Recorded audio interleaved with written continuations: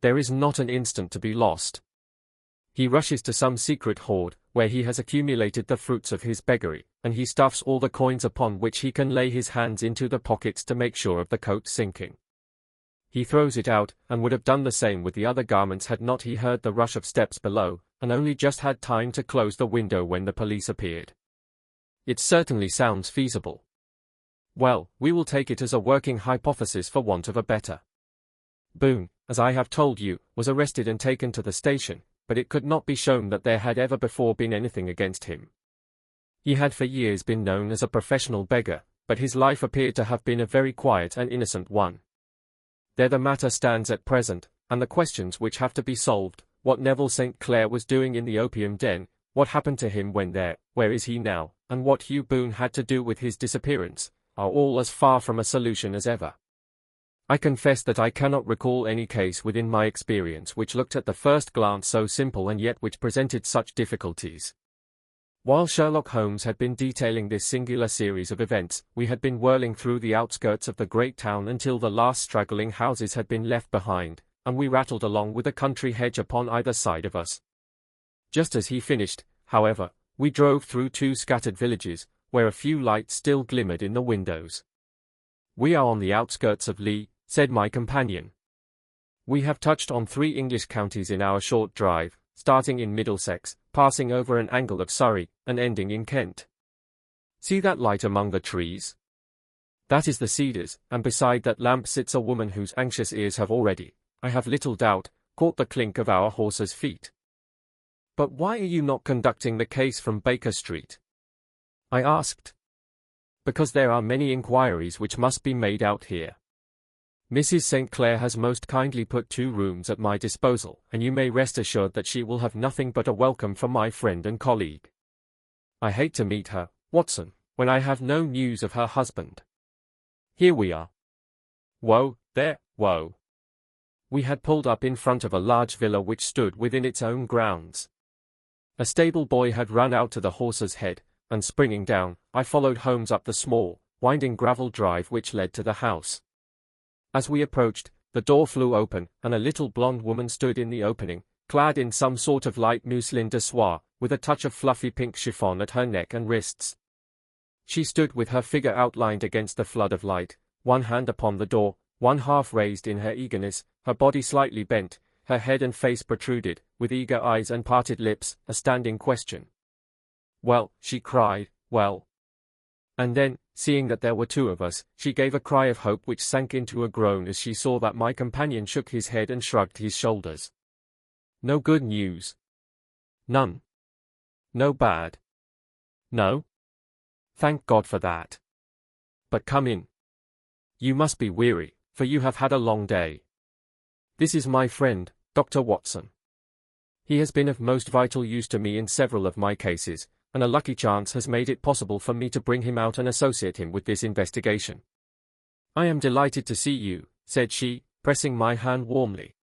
"You will, I am sure, forgive anything that may be wanting in our arrangements, when you consider the blow which has come so suddenly upon us." "My dear madam," said I am an old campaigner, and if I were not I can very well see that no apology is needed. If I can be of any assistance, either to you or to my friend here, I shall be indeed happy. Now, Mr. Sherlock Holmes," said the lady as we entered a well-lit dining room, upon the table of which a cold supper had been laid out, "I should very much like to ask you 1 or 2 plain questions, to which I beg that you will give a plain answer." "Certainly, madam.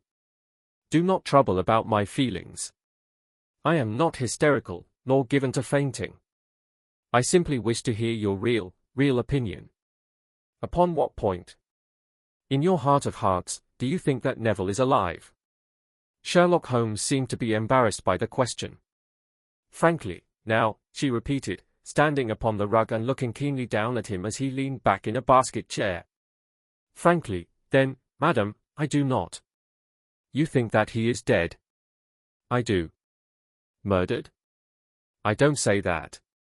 "Perhaps." "And on what day did he meet his death?" "On Monday." "Then perhaps, Mr. Holmes, you will be good enough to explain how it is that I have received a letter from him today." Sherlock Holmes sprang out of his chair as if he had been galvanized. "What?" he roared. Yes, today. She stood smiling, holding up a little slip of paper in the air. May I see it? Certainly. He snatched it from her in his eagerness, and smoothing it out upon the table he drew over the lamp and examined it intently. I had left my chair and was gazing at it over his shoulder. The envelope was a very coarse one and was stamped with the Gravesend postmark and with the date of that very day, or rather of the day before, for it was considerably after midnight. Coarse writing, murmured Holmes. Surely this is not your husband's writing, madam. No, but the enclosure is. I perceive also that whoever addressed the envelope had to go and inquire as to the address.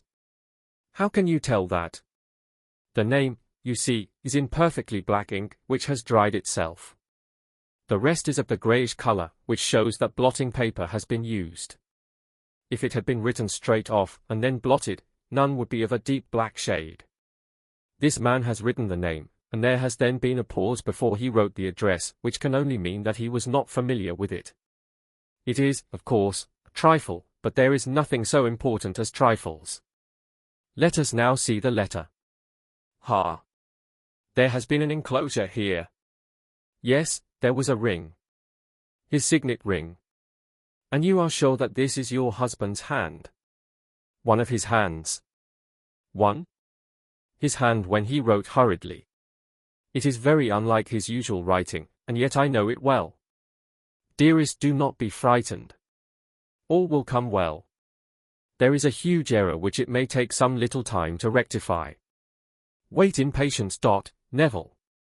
Written in pencil upon the fly leaf of a book, octavo size, no watermark. Posted today in Gravesend by a man with a dirty thumb. Ha! And the flap has been gummed, if I am not very much in error, by a person who had been chewing tobacco. And you have no doubt that it is your husband's hand, madam? None. Neville wrote those words. And they were posted today at Gravesend. Well, Mrs. St. Clair, the clouds lighten, though I should not venture to say that the danger is over. But he must be alive, Mr. Holmes. Unless this is a clever forgery to put us on the wrong scent. The ring, after all, proves nothing. It may have been taken from him. No, it is his very own writing. Very well. It may, however, have been written on Monday and only posted today. That is possible. If so, much may have happened between. Oh, you must not discourage me, Mr. Holmes. I know that all is well with him. There is so keen a sympathy between us that I should know if evil came upon him. On the very day that I saw him last he cut himself in the bedroom, and yet I in the dining room rushed upstairs instantly with the utmost certainty that something had happened. Do you think that I would respond to such a trifle and yet be ignorant of his death? I have seen too much not to know that the impression of a woman may be more valuable than the conclusion of an analytical reasoner. And in this letter you certainly have a very strong piece of evidence to corroborate your view. But if your husband is alive and able to write letters, why should he remain away from you? I cannot imagine. It is unthinkable. And on Monday he made no remarks before leaving you. No? And you were surprised to see him in Swandam Lane? Very much so. Was the window open? Yes. Then he might have called to you. He might. He only, as I understand, gave an inarticulate cry. Yes. A call for help, you thought? Yes. He waved his hands. But it might have been a cry of surprise. Astonishment at the unexpected sight of you might cause him to throw up his hands. It is possible. And you thought he was pulled back. He disappeared so suddenly. He might have leaped back. You did not see anyone else in the room? No, but this horrible man confessed to having been there, and the Lascar was at the foot of the stairs. Quite so. Your husband, as far as you could see, had his ordinary clothes on. But without his collar or tie. I distinctly saw his bare throat. Had he ever spoken of Swandam Lane? Never. Had he ever showed any signs of having taken opium? Never. Thank you, Mrs. St. Clair. Those are the principal points about which I wish to be absolutely clear. We shall now have a little supper and then retire, for we may have a very busy day tomorrow. A large and comfortable double-bedded room had been placed at our disposal, and I was quickly between the sheets, for I was weary after my night of adventure.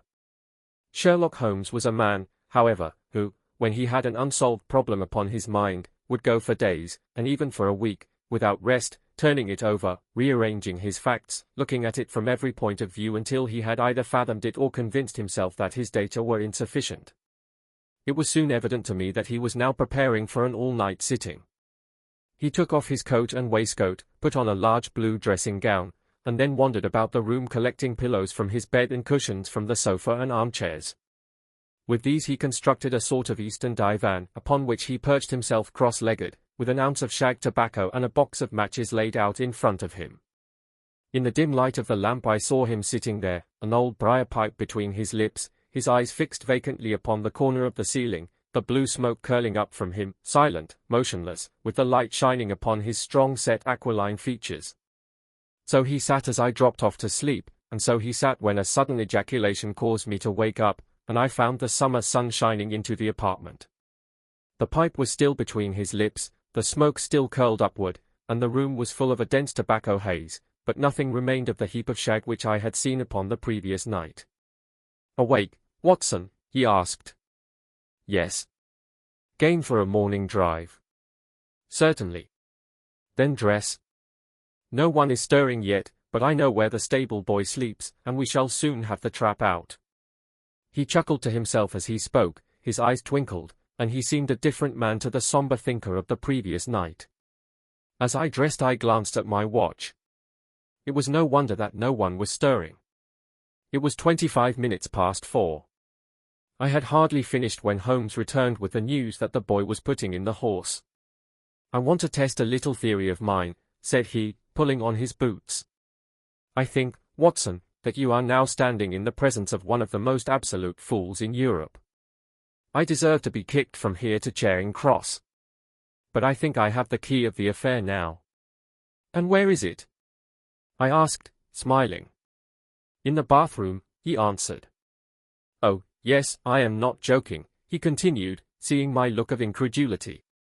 "I have just been there, and I have taken it out, and I have got it in this Gladstone bag. Come on, my boy, and we shall see whether it will not fit the lock." We made our way downstairs as quietly as possible, and out into the bright morning sunshine. In the road stood our horse and trap, with the half-clad stable boy waiting at the head. We both sprang in, and away we dashed down the London road. A few country carts were stirring, bearing in vegetables to the metropolis, but the lines of villas on either side were as silent and lifeless as some city in a dream. "It has been in some points a singular case," said Holmes, flicking the horse on into a gallop. "I confess that I have been as blind as a mole, but it is better to learn wisdom late than never to learn it at all." In town the earliest risers were just beginning to look sleepily from their windows as we drove through the streets of the Surrey side. Passing down the Waterloo Bridge Road we crossed over the river, and dashing up Wellington Street wheeled sharply to the right and found ourselves in Bow Street. Sherlock Holmes was well known to the force, and the two constables at the door saluted him. One of them held the horse's head while the other led us in.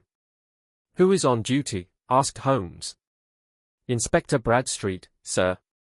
"Ah, Bradstreet, how are you?" A tall, stout official had come down the stone-flagged passage, in a peaked cap and frogged jacket. "I wish to have a quiet word with you, Bradstreet." "Certainly, Mr. Holmes. Step into my room here." It was a small, office-like room, with a huge ledger upon the table, and a telephone projecting from the wall. The inspector sat down at his desk. "What can I do for you, Mr. Holmes?" "I called about that beggar man, Boone, the one who was charged with being concerned in the disappearance of Mr. Neville St. Clair, of Lee." "Yes. He was brought up and remanded for further inquiries." "So I heard." "You have him here?" "In the cells." "Is he quiet?" "Oh, he gives no trouble. But he is a dirty scoundrel." "Dirty?" "Yes, it is all we can do to make him wash his hands, and his face is as black as a tinker's. Well, when once his case has been settled, he will have a regular prison bath, and I think, if you saw him, you would agree with me that he needed it. I should like to see him very much. Would you? That is easily done. Come this way. You can leave your bag. No, I think that I'll take it. Very good. Come this way, if you please. He led us down a passage, opened a barred door, passed down a winding stair, and brought us to a whitewashed corridor with a line of doors on each side. The third on the right is his, said the inspector. Here it is. He quietly shot back a panel in the upper part of the door and glanced through. He is asleep, said he. You can see him very well.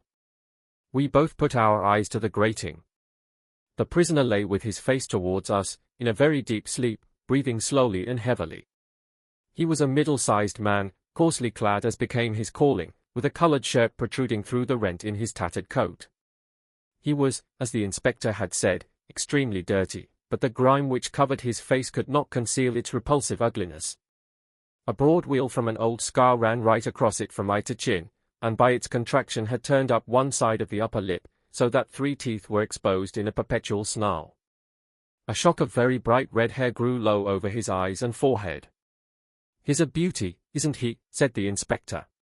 He certainly needs a wash, remarked Holmes.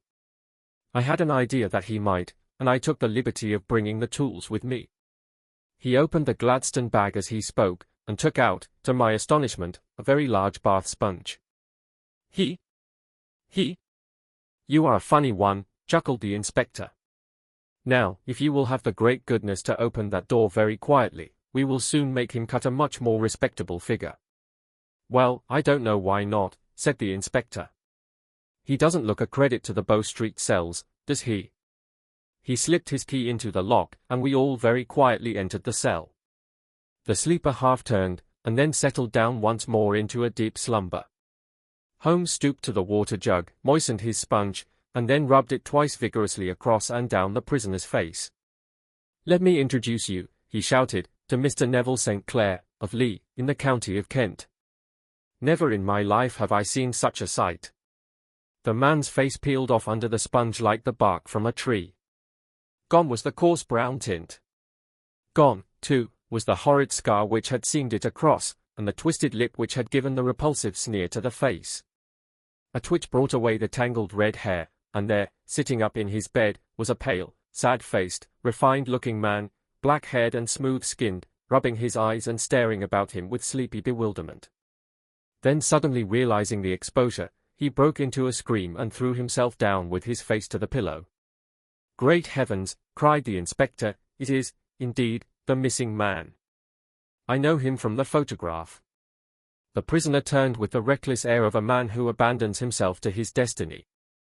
Be it so, said he. And pray what am I charged with? With making away with Mr. Neville St. Oh, come, you can't be charged with that unless they make a case of attempted suicide of it, said the inspector with a grin. Well, I have been 27 years in the force, but this really takes the cake. If I am Mr. Neville St. Clair, then it is obvious that no crime has been committed, and that, therefore, I am illegally detained. No crime, but a very great error has been committed, said Holmes. You would have done better to have trusted your wife. It was not the wife, it was the children, groaned the prisoner. God help me, I would not have them ashamed of their father. My God! What an exposure! What can I do? Sherlock Holmes sat down beside him on the couch and patted him kindly on the shoulder. If you leave it to a court of law to clear the matter up, said he, of course you can hardly avoid publicity. On the other hand, if you convince the police authorities that there is no possible case against you, I do not know that there is any reason that the details should find their way into the papers. Inspector Bradstreet would, I am sure, make notes upon anything which you might tell us and submit it to the proper authorities. The case would then never go into court at all. God bless you, cried the prisoner passionately. I would have endured imprisonment, even execution, rather than have left my miserable secret as a family blot to my children. You are the first who have ever heard my story. My father was a schoolmaster in Chesterfield, where I received an excellent education. I travelled in my youth, took to the stage, and finally became a reporter on an evening paper in London. One day my editor wished to have a series of articles upon begging in the metropolis, and I volunteered to supply them. There was the point from which all my adventures started. It was only by trying begging as an amateur that I could get the facts upon which to base my articles. When an actor I had, of course, learned all the secrets of making up, and had been famous in the green room for my skill. I took advantage now of my attainments. I painted my face, and to make myself as pitiable as possible I made a good scar and fixed one side of my lip in a twist by the aid of a small slip of flesh-colored plaster. Then with a red head of hair, and an appropriate dress, I took my station in the business part of the city, ostensibly as a match seller but really as a beggar. For 7 hours I plied my trade, and when I returned home in the evening I found to my surprise that I had received no less than 26.4d. I wrote my articles and thought little more of the matter until, some time later, I backed a bill for a friend and had a writ served upon me for £25. I was at my wit's end where to get the money, but a sudden idea came to me. I begged a fortnight's grace from the creditor, asked for a holiday from my employers, and spent the time in begging in the city under my disguise. In 10 days I had the money and had paid the debt. Well, you can imagine how hard it was to settle down to arduous work at £2 a week when I knew that I could earn as much in a day by smearing my face with a little paint, laying my cap on the ground, and sitting still. It was a long fight between my pride and the money, but the dollars won at last, and I threw up reporting and sat day after day in the corner which I had first chosen, inspiring pity by my ghastly face and filling my pockets with coppers. Only one man knew my secret. He was the keeper of a low den in which I used to lodge in Swandam Lane, where I could every morning emerge as a squalid beggar and in the evenings transform myself into a well-dressed man about town. This fellow, Alaska, was well paid by me for his rooms, so that I knew that my secret was safe in his possession. Well, very soon I found that I was saving considerable sums of money.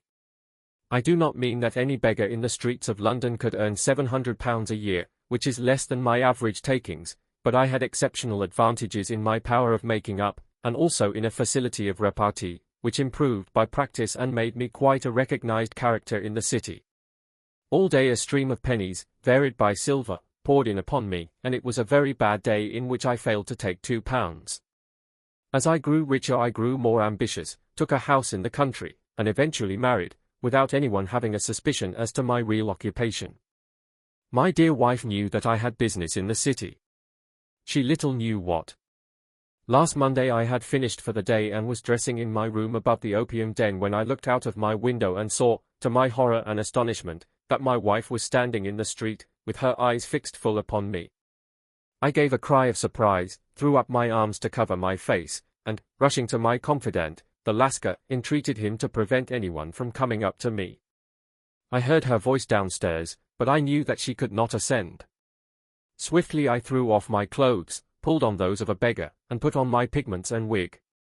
Even a wife's eyes could not pierce so complete a disguise. But then it occurred to me that there might be a search in the room, and that the clothes might betray me. I threw open the window, reopening by my violence a small cut which I had inflicted upon myself in the bedroom that morning. Then I seized my coat, which was weighted by the coppers which I had just transferred to it from the leather bag in which I carried my takings. I hurled it out of the window, and it disappeared into the Thames. The other clothes would have followed, but at that moment there was a rush of constables up the stair, and a few minutes after I found, rather, I confess, to my relief, that instead of being identified as Mr. Neville St. Clair, I was arrested as his murderer.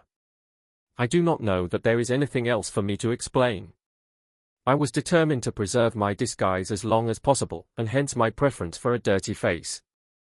Knowing that my wife would be terribly anxious, I slipped off my ring and confided it to the Lascar at a moment when no constable was watching me, together with a hurried scrawl, telling her that she had no cause to fear.